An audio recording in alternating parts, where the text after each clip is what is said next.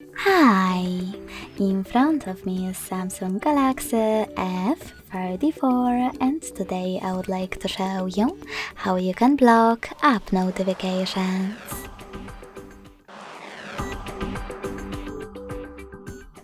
Begin by going into Devices Settings and scrolling down just a bit to access notifications.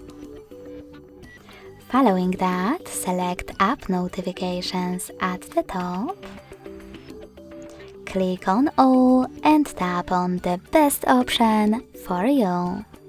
In my case, Most Frequent.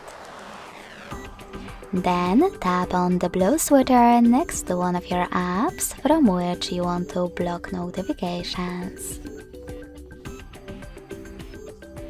You can turn them back on by choosing the same now gray sweater.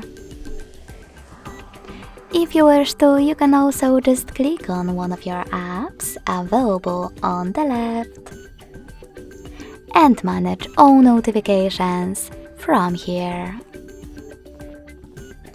Thanks so much for watching. If you enjoyed this video, don't forget to leave a like, comment and subscribe.